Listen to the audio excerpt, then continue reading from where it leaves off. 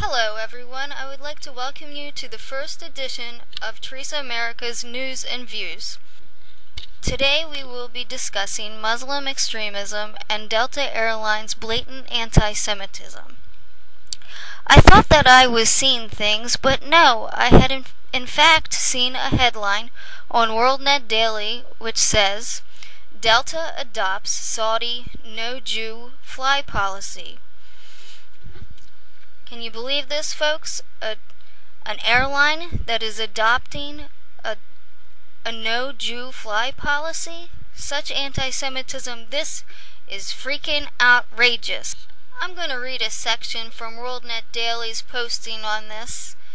Delta Airlines plan to add Saudi Arabian Airlines to its SkyTeam alliance of partnering companies would require the American carrier to ban Jews. You hear that, folks? Would require the American carrier to ban Jews and holders of Israeli passports from boarding flights from New York or Washington bound for Jeddah, prompting outraged accusations of illegal religious discrimination.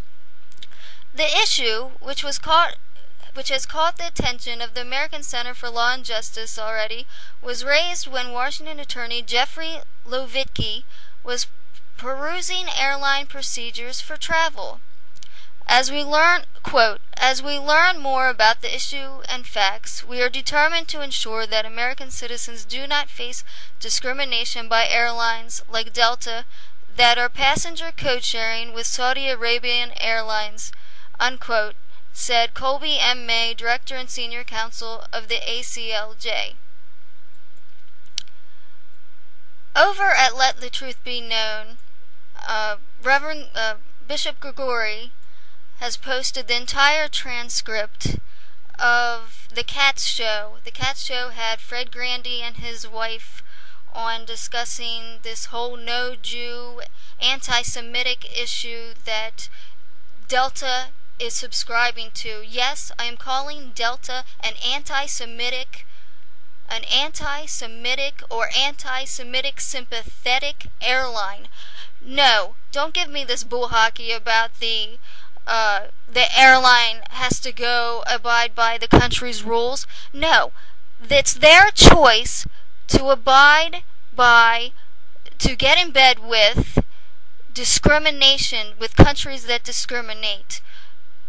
They chose to. They could have said no and stood up for the Jewish people, but no, they are anti-Semitic as far as I'm concerned. So there, Delta. I would have thought that as Americans, after us having learned about the horrific tragedies and effects of both slavery and the Holocaust, that the world community, and in particular Delta Airlines, a business located right here in the United States, would have refused to discriminate against any ethnic or religious group. This is outrageous, folks. This ticks me off to no end. Delta Airlines has chosen to get into bed with the Saudi anti-Semitic airlines. What Delta Airlines calls business is really their compliance and bowing down to anti-Semitism and discriminatory policies. Delta is in America and has chosen to discriminate against American Jews. America is supposed to be the land of the home, the free, the brave, and not the land of dimitude and subjugation to the Saudis' Sharia persecutory laws. And Delta's response to Levitky's complaint is even more of a slap in the face to Jews, and in my opinion, all Americans. This should offend all Americans, and Americans need to stand up against discrimination and stop being silent, because who knows who's going to be next? Who's going to be next in line for Delta Airlines? Who is Delta Airlines going to be targeting next, or be in compliance with discriminating against next? Delta Airlines is calling an ethnic group or an entire religious group traveling without proper documents? What the hell?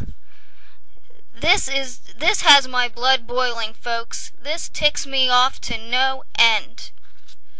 This anti-Semitism, both here in the United States and around the world, has got to stop. Much of the world was blind to the reality of the threat of Hitler until it was too late. Then the Holocaust happened. Now much of the world has become anti-Semitic again, or adopted anti-Jew mentality and policies which threaten the very state of Israel today. I am afraid that we have started down the same path as during World War II, the path to another Jewish Holocaust. We must never let another Holocaust happen ever again. The Arabs were kicked out of Egypt, Syria, and Jordan, so why don't any of these countries accept their ancestors, let their ancestors return? This doesn't make sense. All these people, all these countries want to blame Israel for so-called discrimination when they aren't discriminating against them. They are living by rules. They are enforcing rules, and that's it. But yet these Arab countries in Egypt, Syria, and Jordan, and whoever else aren't accepting any of them. And why is that? But then again, liberals clearly don't give a crap about securing our borders and our right to defend against those who want to overthrow America. So why the heck would progressives care about Israel's right to defend itself and to maintain their borders? This is outrageous, and we need to boycott Delta Airlines and send them a clear message. Boycott Delta Airlines, because they are anti-Semitic. They are clearly anti-Semitic, and we need to send them a message that they will never forget, because you know what? This should not be happening, folks. We need to make sure they get the message loud and clear from us that we are not going to accept discrimination against any religious or ethnic group in the United States, and they are not supposed to be subjugating themselves to some Saudi Arabian airline policy. This is continued from WorldNet Daily. Delta officials did not respond to a WorldNet Daily phone call asking for comment, but their sentiment is clear in letters they wrote to Levitsky when he complained about their plans. Levitsky told WND that he personally raised the issue with the Delta CEO Richard Anderson when he discovered the plan while making travel arrangements. He said Anderson didn't respond, but Kathy M. Johnston, a coordinator for the airline's customer care, did write a letter. She blamed the plan to discriminate on Saudi Arabian requirements and said Levitsky should consult the State Department. Delta must also comply with all applicable laws in every country it serves, and by the same token, passengers are responsible to obtain the necessary travel documents required for entry into another country prior to their day of travel, she wrote.